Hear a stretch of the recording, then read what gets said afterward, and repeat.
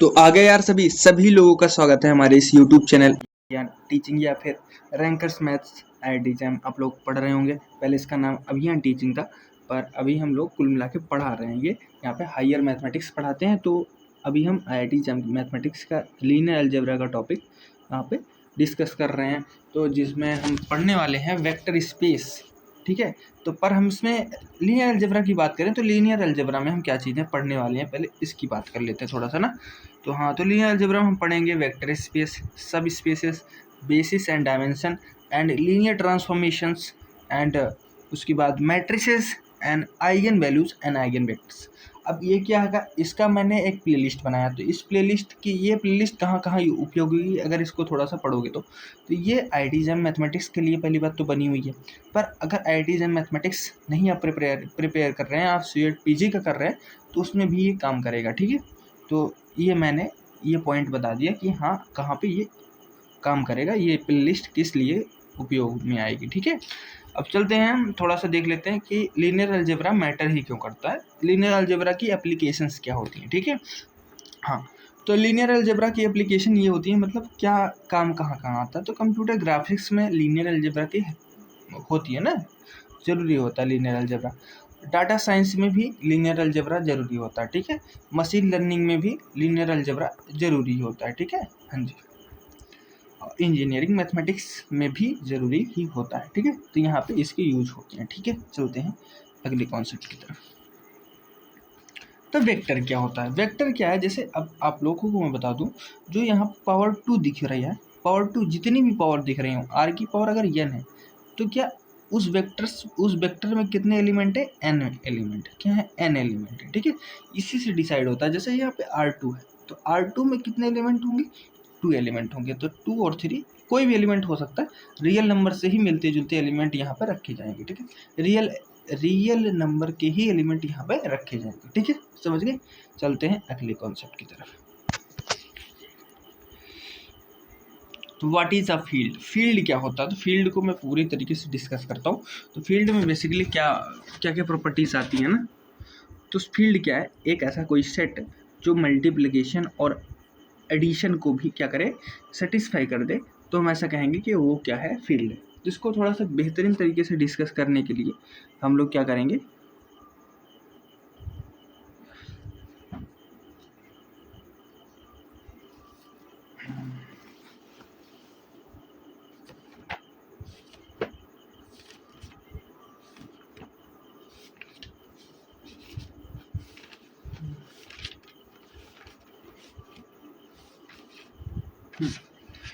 तो फील्ड के लिए कई एक्सियोम्स हैं, उन एक्सियोम्स को ही पढ़ना पड़ता है। तो हम एक्सियोम्स को देख लेते हैं कौन कौन से एक्सियोम्स हैं। तो भैया पहली बात तो एडिशन के लिए कौन कौन से एक्सियोम्स होते हैं, आप लोग पढ़े होंगे, ग्रुप पढ़ा होगा आपने।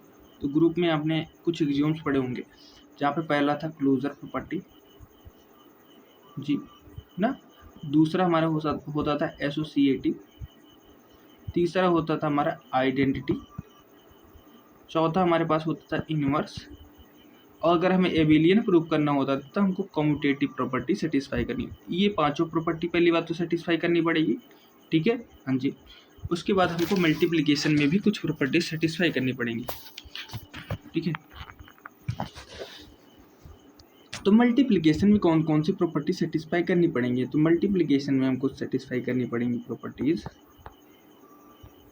ये क्या ना, मल्टीप्लिकेशन को पहली बात तो क्लोजर सेटिस्फाई करना पड़ेगा। हाँ जी, दूसरा हमको क्या करना पड़ेगा, एसोसिएटिव सेटिस्फाई करनी पड़ेगी, फिर मल्टीप्लिकेटिव आइडेंटिटी को सेटिस्फाई करना पड़ेगा जी, फिर मल्टीप्लिकेटिव इनवर्स को सेटिस्फाई करना पड़ेगा। हाँ जी, फिर इसके बाद हमको सेटिस्फाई करना पड़ेगा डिस्ट्रीब्यूटिव प्रॉपर्टी। आप लोग डिस्ट्रीब्यूटिव प्रॉपर्टी ही नहीं जान रहे होंगे, बाकी सब चीज़ें आप लोग जान रहे हैं, क्योंकि मैंने ग्रुप थ्योरी पढ़ाया था। तो ग्रुप थ्योरी में ये सारी चीज़ें मैंने बहुत डीपली डिस्कशन किया था। ठीक है, तो हम देखते हैं फिर डिस्ट्रीब्यूटिव प्रॉपर्टी क्या होती है। डिस्ट्रीब्यूटिव प्रॉपर्टी होती है बेसिकली, हम जैसे 2 कोई स्केलर ले लिया, उससे हमने मल्टीप्लाई कर दिया हमारे सेट पे। ठीक है, हाँ जी। तो ऐसा हमारे पास मान लो कोई सेट है a+b, ऐसा कुछ सेट है, इसमें मल्टीप्लाई कर रहे हैं 2 से, तो इससे 2 क्या होगा, 2 सभी में जाएगा, मतलब 2 पहले a से मल्टीप्लाई होगा, तो यानी कि हमारे पास 2a हो जाएगा। फिर हमारा 2 जो है वो b से मल्टीप्लाई होगा, फिर उसमें जो प्लस बीच का साइन होगा वो लिखेंगे, उसके बाद वो जो मल्टीप्लाई होगा वो लिखेंगे, कि हमारे पास क्या आएगा 2a + 2b। ये इसी तरीके से हम क्या करते हैं, अगर ये भी प्रॉपर्टी सेटिस्फाई कर रहा है देन हम ऐसा कहेंगे कि वो जो हमारा एफ फील्ड है उसे हम कहेंगे, एफ जो है वो हमारा क्या होगा, एक फील्ड होगा। क्या होगा, एक फील्ड होगा। समझिए जी, समझ गए भैया। चलते हैं अगले कॉन्सेप्ट की तरफ। ठीक है, तो formal definition of vector space क्या होती है, वेक्टर स्पेस की फॉर्मल डिफिनीशन बता देते हैं, जो बहुत इंपॉर्टेंट है। इतना ही आप लोग अगर जानते रहेंगे तब भी आप क्वेश्चंस को सॉल्व कर लेंगे। ठीक है, तो पहली बात तो क्या है, इसमें 3 एग्जाम्स को मैं बता दे रहा हूँ। तीन बहुत इंपॉर्टेंट है, 3 तो जान लो, 10 एग्जाम्स हैं। 10 एग्जाम्स को मैंने बाद में बताया है, लेकिन ये 3 एग्जाम्स आप लोग जानते रहेंगे तो इसी से आप क्वेश्चन सारे लगभग क्वेश्चंस आपको सॉल्व कर लेंगे। ठीक है, वो 10 में से ये 3 एग्जाम्स जो लो मैंने निकाले हैं। क्या किए हैं, निकाले हैं, मतलब बहुत इंपॉर्टेंट है, ट्रिक्स एक तरीके से समझ लो। तो क्या है, पहली बात तो हम देखेंगे कि जीरो वेक्टर है उसमें सेटिस्फाई कर रहा है। जीरो वेक्टर किससे बिलोंग कर रहा है, बी से बिलोंग कर भी रहा है कि नहीं, हाँ जी। और u + b भी जो है वो किससे बिलोंग कर रहा है, v से बिलोंग कर भी रहा है, हाँ जी बिलोंग कर रहा है। c जो है वो क्या है, फील्ड से मिल रहा है। c जो है वो एक स्केलर है, वो जो कि फील्ड से मिलता है। अगर हमारा cu भी बिलोंग कर रहा है b से, तो ऐसा हम ऐसा कहेंगे कि वो जो है वो वेक्टर स्पेस क्या है, वो हमारा वो भी जो है वो हमारा क्या है, वेक्टर स्पेस है। ठीक, क्या है, वेक्टर स्पेस है। थोड़ा सा डीपली समझाते हैं। ठीक है, तो v क्या होता है ना, जैसे वो हरदम किसी के ऊपर सेटिस्फाई होता है, जैसे v/f कि v/f की बात हो रही है ना, तो f जो होगा वो फील्ड है। f क्या है यहाँ पे, फील्ड है जी। क्या है, f यहाँ पे फील्ड है। तो ये सेटिस्फाई करना है कि ऐसा कुछ है, तो u और v जो होंगे वो किसके एलिमेंट होंगे, v के एलिमेंट होंगे। और c जो होगा वो किससे बिलोंग करेगा, f से। तो इसमें क्या क्या सेटिस्फाई होंगी, पहले बात तो हम देखेंगे कि जीरो वेक्टर हमको मिल रहा है कि नहीं, चेक करेंगे। जीरो वेक्टर मिल रहा है, देन हम आगे बढ़ेंगे। देन हम फिर उसके बाद जाएंगे क्लोजर प्रॉपर्टी, जिसे इसे क्या कहते हैं, एडिटिव क्लोजर कहते हैं। क्या कहते हैं, एडिटिव क्लोजर कहते हैं। ठीक है, फिर ये इस प्रॉपर्टी पे जाएंगे, इसे हम कहते हैं स्केलर मल्टीप्लिकेशन। क्या कहते हैं, स्केलर मल्टीप्लिकेशन जी। चलते हैं अगले कॉन्सेप्ट की तरफ। 2 ऑपरेशंस हैं, इन ऑपरेशंस को समझ लेते हैं। वेक्टर एडिशन क्या होता है और स्केलर मल्टीप्लिकेशन क्या होता है। वेक्टर एडिशन क्या होता है, वेक्टर वेक्टर्स को जोड़ लेता है। जैसे 1 2 दिखा है, तो यहाँ पे फर्स्ट एलिमेंट को फर्स्ट से जोड़ेंगे, सेकंड को सेकंड से जोड़ेंगे। तो फर्स्ट को फर्स्ट से जोड़ा तो हमारे पास 4 आ गया, सेकंड को सेकंड से जोड़ा हमारे पास 6 आ गया। ठीक है, समझ गए जी।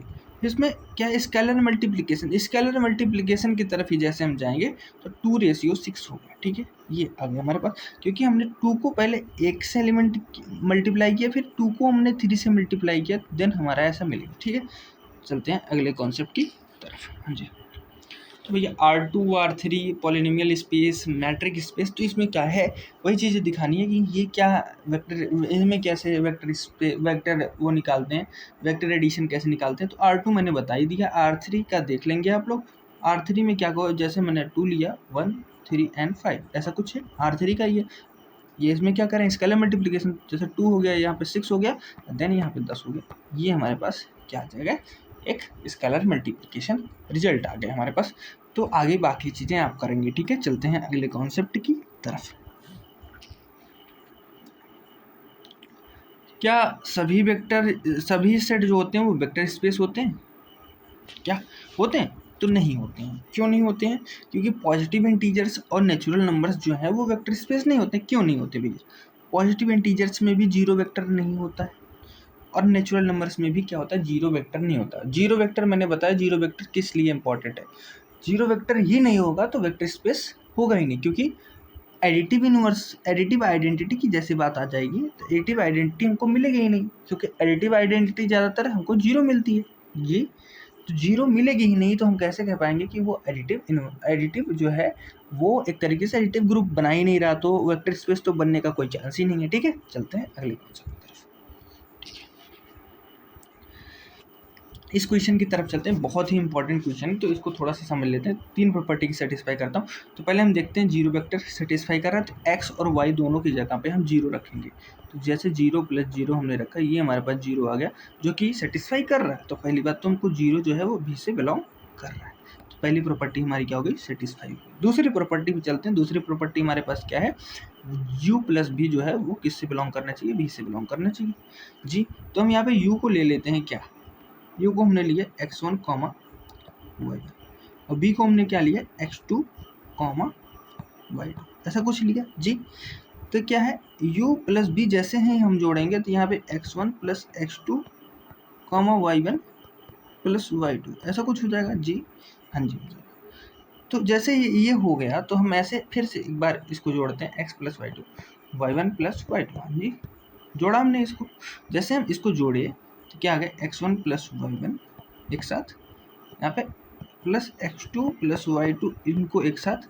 तो हमने देखा था ये दोनों क्या थे, ये भी जीरो था ये भी जीरो था, तो दोनों जीरो हो गए, मतलब जीरो प्लस जीरो जैसे करेंगे तो हमारे जीरो, यानी ये प्रॉपर्टी सेटिस्फाई कर रहा है कि नहीं कर रहा है। तो हम ऐसा कहेंगे कि ये दूसरी प्रॉपर्टी को भी सेटिस्फाई कर दिया। तीसरी प्रॉपर्टी की तरफ चलते हैं। तीसरी प्रॉपर्टी एक स्केलर से मल्टीप्लाई करेंगे, तो एक स्केलर से जैसे ही मल्टीप्लाई करेंगे तो सी x1 कॉमा सी वाई वन, ठीक है, इन दोनों को जैसे ही जोड़ेंगे सी x1 प्लस सी वाई1, हाँ जी, फिर सी हमने कॉमन लिया x1 प्लस वाई1। x1 प्लस वाई1 को हमने क्या देखा, जीरो, क्या किया जीरो किया।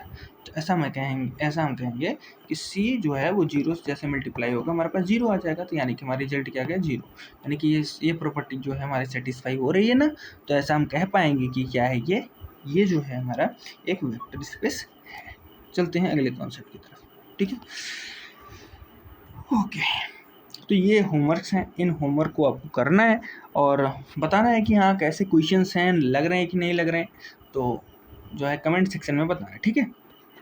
चलते हैं, एक्सियोम्स क्यों ज़रूरी है। एक्सियोम्स इसलिए ज़रूरी है कि वेक्टर स्पेस जो होते हैं उनको, जैसे क्या है कुछ क्वेश्चंस ऐसे आते हैं जैम में जिनमें खाली क्या होता है वेक्टर स्पेस ही पूछ लेता है कि वेक्टर स्पेस है या नहीं है, ठीक है। तो क्या है हमको एक्सियोम्स पता होने चाहिए, उसके लिए एक्सियोम्स हमको पता रहेंगे तब हम बता पाएंगे कि वेक्टर स्पेस है या नहीं है, ठीक है। अगर हमें पता ही नहीं रहेगा तो हम कैसे बता पाएंगे कि वेक्टर स्पेस है या नहीं है, ठीक है जी। तो 10 एक्सियोम्स हैं, 10 एक्सियोम्स मैं बता रहा हूँ, ठीक है। 10 एक्सियोम्स हम पढ़ते हैं, ठीक है।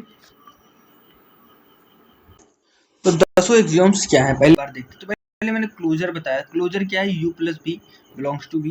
तो भाई उसके बाद हमने कम्यूटेटिव प्रॉपर्टी बताई है कि उनमें क्रम में हम अगर चेंज भी कर देंगे, क्रम में अगर हम चेंज कर देंगे, यानी u प्लस बी को हम अगर b प्लस यू लिख दें तो कोई दिक्कत नहीं होगी, ठीक है। तो हम ऐसा कहेंगे कि कम्यूटेटिव प्रॉपर्टी भी है। अब हमने एसोसिएटिव भी बताया था, u plus B plus W ऐसा दिखा है, अगर इसको हम ऐसा कर दें कि तो हम तब भी कोई दिक्कत नहीं होगी, तो इसे हम एसोसिएटिव प्रॉपर्टी कहते हैं। आइडेंटिटी प्रॉपर्टी आप लोग जानते हो, आइडेंटिटी प्रॉपर्टी क्या है, जीरो जो होगा हमारा वो क्या आइडेंटिटी होगा। तो जैसे हम भी में माइनस भी जैसे हम जोड़ते हैं तो हमारे पास क्या आता है, वो जीरो आता है, ठीक है। वो जीरो जो है वो आइडेंटिटी एलिमेंट है, हाँ जी ना। अब भी में अगर हम जीरो जोड़ देंगे तो हमारे पास क्या आएगा, वही आ जाएगा। तो ये जो जोड़ने पे आ रहा है ये आइडेंटिटी एलिमेंट है, और ये जो हमने जोड़ा इसमें भी में जो जोड़ा कि आइडेंटिटी एलिमेंट आ जा रहा है, ये हमारा क्या है, एक इनवर्स एलिमेंट है। क्या है, एक इनवर्स एलिमेंट है, समझ गए। हाँ, इसी में हमने दोनों प्रॉपर्टी सेटिस्फाई कर दी, ठीक है। ओके ना, आ गया। अब हम स्केलर मल्टीप्लिकेशन की तरफ चलते हैं। स्केलर मल्टीप्लिकेशन क्या है, इसमें ए यू बिलोंग्स टू भी मैंने बताया था, सी यू बिलोंग्स टू भी ना, वाला। सतवां क्या है हमारे पास, ए बी यू, ऐसा कुछ दिया हुआ है, ये किसके बराबर आना चाहिए, ए बी यू के बराबर आना चाहिए। अगर ऐसा आ रहा है तो हम ऐसा कहेंगे एसोसिएटिव प्रॉपर्टी ये सेटिस्फाई करे स्केलर के रूप में, ठीक है। हाँ जी, स्केलर आइडेंटिटी क्या होता है, एक से मल्टीप्लाई कर दें यू में तो हमारा यू आएगा, क्योंकि वन यहाँ पे क्या होगा, एक आइडेंटिटी एलिमेंट होगा, वन क्या होगा, आइडेंटिटी एलिमेंट होगा, ठीक है। चलते हैं अगले क्वेश्चन की तरफ, अगले कॉन्सेप्ट की तरफ। नौवां, फर्स्ट डिस्ट्रीब्यूटिव प्रॉपर्टी। फर्स्ट मतलब ए से हम जैसे u प्लस बी में मल्टीप्लाई करेंगे तो a पहले u में जाएगा फिर a v में जाएगा, हाँ जी जी। तो ये प्रॉपर्टी फर्स्ट डिस्ट्रीब्यूटिव प्रॉपर्टी है। पर सेकंड प्रॉपर्टी क्या कहती है, हमारे पास a प्लस बी है, हम पीछे से कोई स्केलर नहीं लेते, कोई वेक्टर लेते हैं, उससे हम मल्टीप्लाई करते हैं, तो ए यू जो हो जाएगा ये प्लस ये बी यू हो जाएगा, समझ गए। इसी तरीके से हम इसको कहते हैं, ये 10 प्रॉपर्टी, अगर ये 10 एक्सियोम्स ये जो है सेटिस्फाई कर देता तो हम ऐसा कहेंगे कि वो वेक्टर स्पेस होता है। चलते हैं अगले कॉन्सेप्ट की तरफ, ठीक है। तो इसको याद करने का कोई ट्रिक कुछ है? तो हाँ, ट्रिक मैं बताता हूँ, ठीक है। पहली 5 प्रॉपर्टीज जो हैं वो एडिटिव प्रॉपर्टीज हैं, ठीक है। और जो उसके बाद 5 प्रॉपर्टी हैं वो क्या है? स्केलर प्रॉपर्टी है। तो पहले 5 प्रॉपर्टी एडिटिव के रूप में याद कर लो, ठीक है। उस पर स्केलर प्रॉपर्टी जो है वो स्केलर के रूप में याद कर लो, ठीक है। हाँ जी, चलते हैं, ये मेमोराइजेशन के लिए आपको आसान रहेगा, ठीक है। चलते हैं अगले कॉन्सेप्ट की तरफ, ठीक है। तो पहला एग्जांपल देख लेते हैं। पहला एग्जांपल क्या है? यहाँ पे R2 को ही हमको सेटिस्फाई करना है ना, R2 को सेटिस्फाई करना। देन हम ट्राई करते हैं कि R2 के लिए हम 4 प्रॉपर्टी सेटिस्फाई करेंगे, जिसी से हम कह सकते हैं कि वो वेक्टर स्पेस है या नहीं, ठीक है। हाँ जी, तो वही काम हम लिया, यहाँ पे लिया U और V लिया, 2 एलिमेंट ले लिए U और V, ठीक है। क्या लिए? U और V ले लिए, 2 एलिमेंट लिया। तो U हमारा क्या लिया हमने? x1 plus y1, no, u is equal to x1 comma y1, हाँ जी। यहाँ पे v लिया हमने x2 कॉमा y2, ऐसा कुछ लिया जी, हाँ जी, ले लिया। अब देखते हैं यहाँ पे क्लोजर प्रॉपर्टी सेटिस्फाई भी कर रहा है कि नहीं, एडिटिव क्लोजर। एडिटिव क्लोजर अगर हम सेटिस्फाई कर रहा है कि नहीं, तो x1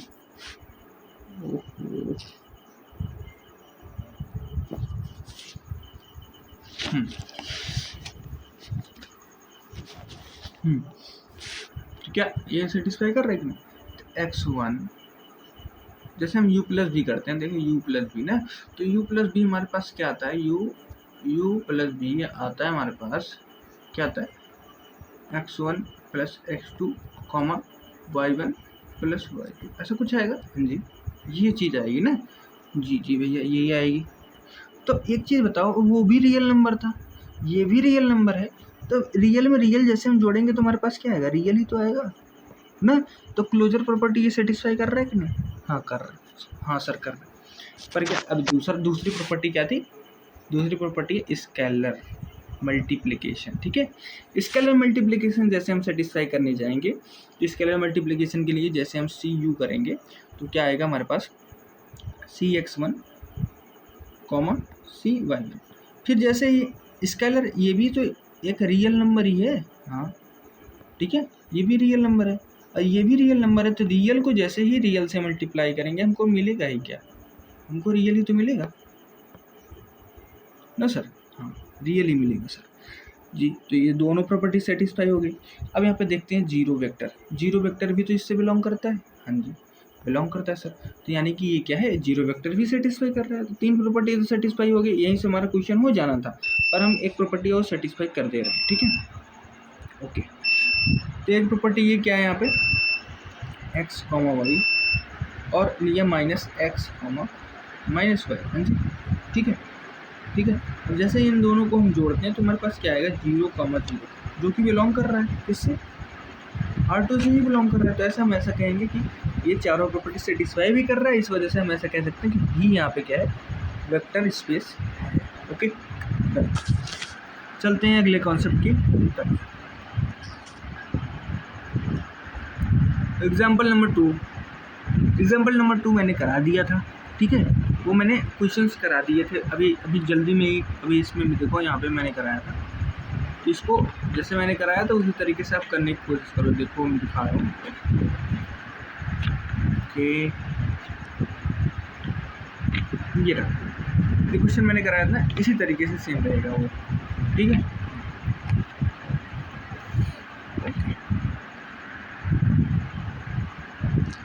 ठीक है।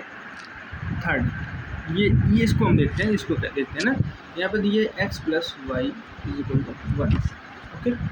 तो हम जैसे देखते हैं इसमें क्या है, इसमें पहले ही यहाँ पे दे दिया, सॉल्यूशन दे दिया, ठीक है। तो हम पहले चेक करते हैं कि कैसे आता है। सबसे फेवरेट एग्जाम टाइप है ये। तो इसमें हम देखते हैं, पहली बात हम चेक करेंगे जीरो वेक्टर। और जैसे ही जीरो वेक्टर हम चेक करेंगे तो x प्लस वाई है, जैसे हम दोनों वैल्यू जीरो रखेंगे तो 1 तो आएगा ही नहीं आएगा ना। तो यही सेटिस्फाई नहीं कर रहा है, यही प्रॉपर्टी जीरो वेक्टर भी नहीं सेटिस्फाई कर रहा है। देन हम ऐसे कैसे कह सकते हैं कि वेक्टर स्पेस है? नहीं है ना, हाँ। चलते हैं अगले कॉन्सेप्ट की तरफ। अब जैम टाइम एक बार प्रैक्टिस कर लेते हैं, जैम टाइम प्रैक्टिस, ठीक है, थोड़ा सा।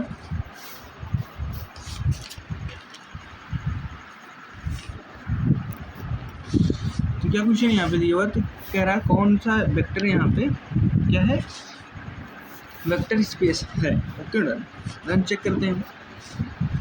पहली बात तो ये वेक्टर स्पेस होगा यहाँ पे सिर्फ डी, ठीक है, नॉट ए नॉट बी। ए क्यों नहीं होगा, ए क्यों नहीं होगा, इसको हम सेटिस्फाई करते हैं, ए क्यों नहीं होगा, ठीक है।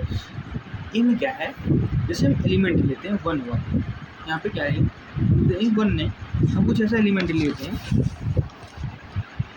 हम लिया मान लो 1,2 ले लिया जी, ऐसा कुछ लिया, ठीक है ना। और जैसे मैंने -1 से यहाँ पे मल्टीप्लाई कर दिया 1,2 से, ठीक है जी, मल्टीप्लाई किया जी, तो ये 1 जो है हमारे पास आएगा -1, -2। जो ये -1 आ रहा है ये क्या है, ये 0 से क्या है, छोटा है, और जो कि प्रॉपर्टी सेटिस्फाई ही नहीं कर पा रहा था, इस वजह से ये नहीं कह सकते ये वेक्टर स्पेस, ठीक है। ये वाला हमने सिद्ध कर दिया था, अभी मैंने सॉल्व किया, ठीक है, तो ये वाला तो है, ठीक है। अब x y = 1 वाला सेटिस्फाई करते हैं, देखते हैं। हमने x y की जगह 1 1 कोई एलिमेंट ले लिया, और वहाँ पे फिर 1 1 ले ही लेते हैं, 1 1, ठीक है, जो दोनों सेटिस्फाई कर रहे हैं, ठीक है। जैसे इनको ऐड हम करते हैं तो हमारे पास आता है 2, 2 ना। जैसे 2, 2 आता है, हम ऐसा तो कह ही नहीं सकते ना कि वो क्या है 4, वो इक्वल आएगा 1 के, नहीं आएगा ना जी। तो यानी u + v जो है वही प्रॉपर्टी नहीं सेटिस्फाई हो पा रही, तो ऐसा कैसे कह सकते हैं कि वो एक वेक्टर स्पेस होगा ना। क्लोजर प्रॉपर्टी ही तो सेटिस्फाई करनी थी, क्लोजर ही नहीं सेटिस्फाई हो रहा, तो कैसे कह सकते हैं कि वो वेक्टर स्पेस है, ठीक है। चलते हैं अगले कॉन्सेप्ट की तरफ। अब ये कुछ होमवर्क से, इन होमवर्क को आपको करके आना है, ठीक है। देन हमें बताना है कि हाँ क्वेश्चंस लगे कि नहीं लगे, क्या प्रॉब्लम्स आई क्वेश्चंस में, ठीक है, देन बताएंगे हम। तो शॉर्टकट मेथड क्या होता है, शॉर्टकट मेथड्स मैंने बताया, ये तीन ही शॉर्टकट मेथड होते हैं। 0 वेक्टर प्रेजेंट है कि नहीं, फिर u + v बिलोंग कर रहा है कि नहीं, फिर उसके बाद स्केलर मल्टीप्लिकेशन हो रहा है नहीं। अगर ये तीनों प्रॉपर्टी में से एक भी प्रॉपर्टी इधर सेटिस्फाई नहीं कर पा रहा है, देन हम ऐसा नहीं कह पाएंगे कि वो वेक्टर स्पेस है। हमको कहना अगर है तो इन तीनों प्रॉपर्टी को सेटिस्फाई करना पड़ेगा, ठीक है। हाँ जी, एग्जाम्पल्स हैं, तो एग्जाम्पल्स में मैं आपको समझा देता हूँ। एग्जाम्पल्स यहाँ पे क्या है, 1, 2 है और 3, 4, तो इनको मैं प्रूव करना है ना, तो इनको जैसे हम प्रूव करते हैं, ठीक है, तो ये मल्टीप्लिकेशन का रूप है। तो जैसे हम यहाँ पे जोड़ते हैं तो कैसे जोड़ते हैं, 4 हो जाएगा, ये क्या आएगा 6 आ जाएगा, ठीक है। जैसे इसमें जोड़ेंगे तो ये 2 आ जाएगा, ये क्या आ जाएगा 4 आ जाएगा, ठीक ना, ठीक है। हाँ जी, पॉलिनोमियल स्पेस भी मैंने बताया है। पॉलिनोमियल स्पेस भी क्या होता है, एडिशन एंड स्केलर प्रॉपर्टीज, क्या स्केलर मल्टीप्लिकेशन इसमें बताना है जी।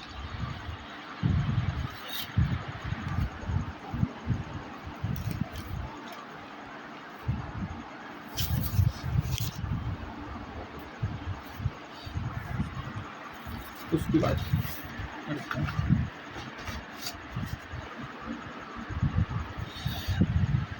ठीक है, देखते हैं। हमने दो पॉलिनोमियल ले लिए, 2 पॉलिनोमियल यानी p(x) लिया = 1 + 2x + x², ऐसा कुछ लिया जी। यहाँ पे p(x) दो हम ले लेते हैं, ठीक है, आया 3 माइनस यहाँ पे x + 2x², ऐसा कुछ। ये हमारे पास एक पॉलिनोमियल, 2 पॉलिनोमियल लिया हमने।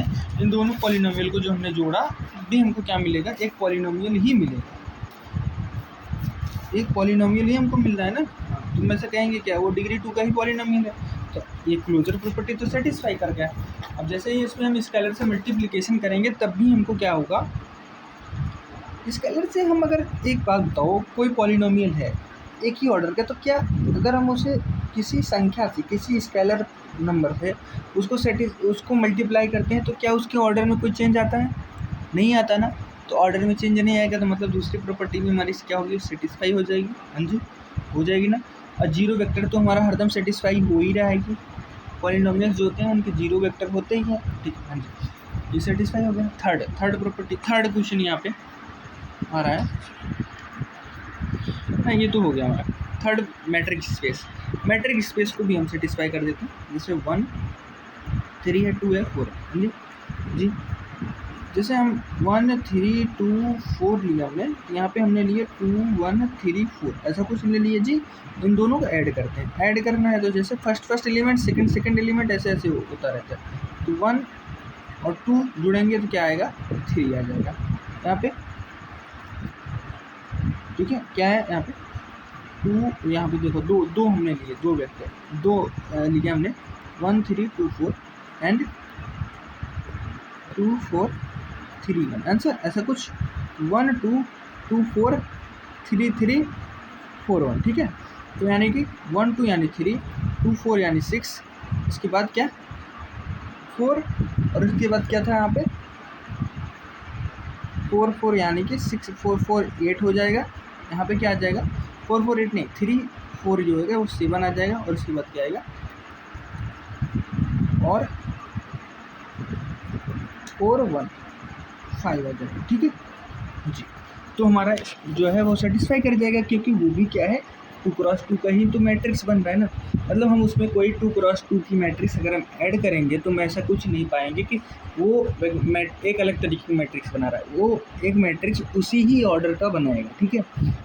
और स्केलर मल्टीप्लिकेशन जैसे ही हम करेंगे उसमें, तो वो भी क्या करेगा, वो भी एक क्या करेगा, उसी ऑर्डर की मैट्रिक्स ही बनाएगा, ठीक है। तो ऐसा कह सकते हैं कि ये भी एक प्रकार का वेक्टर स्पेस है, ठीक है।